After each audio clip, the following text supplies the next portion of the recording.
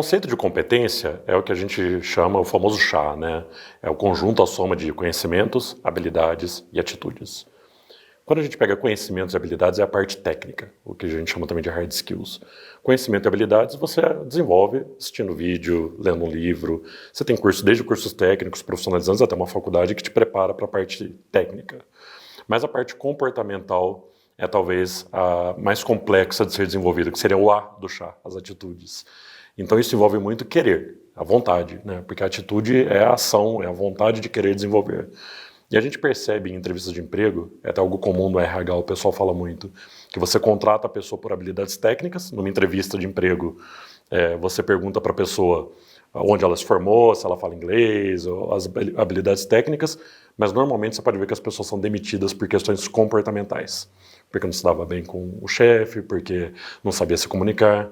Então eu diria assim, desenvolva as habilidades técnicas, as hard skills, conhecimento, atitude, estude, leia, mas foque em melhorar a parte comportamental, porque ela vai te diferenciar no mercado de trabalho.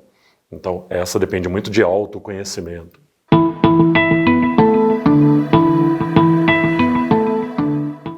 Bem, como eu expliquei agora há pouco, então, o CH do chá são os conhecimentos e habilidades. Conhecimento é tudo aquilo que você sabe, que você estudou, que você leu num livro, que você assistiu um vídeo, uma aula que você teve com um professor, é o conhecimento acumulado. Sem ação, ele não vale nada, ele fica preso na mente. A habilidade é a parte prática. Então, saber cozinhar, saber falar inglês, é aplicar aquilo que você sabe. E a atitude, que é a parte comportamental, que eu havia falado na resposta anterior.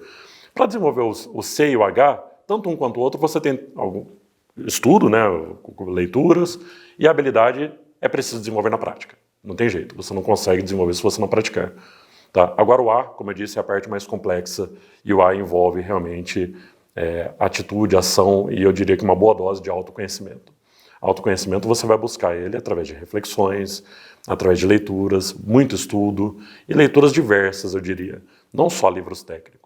Eu sempre recomendo isso para os meus alunos, né? Busque ler de forma alternada. Eu mesmo, eu costumo ler um livro técnico e um romance ao mesmo tempo, eu vou alternando. Porque isso, por um lado, expande o conhecimento, mas expande também a cultura, expande a visão geral aí que você tem da vida.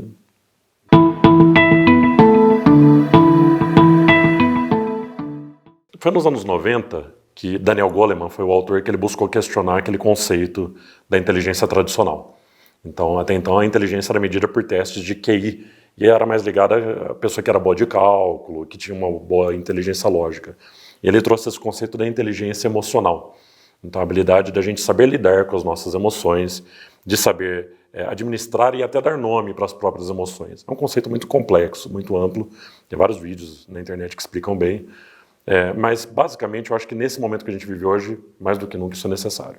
Momento de polarização, de brigas, de disputas, seja pela pandemia, seja pela política. Então aprender a administrar as próprias emoções, eu acho que isso parte primeiro de você saber conhecer suas próprias emoções, saber entendê-las, saber expor elas, e não ter medo também de administrar as próprias emoções.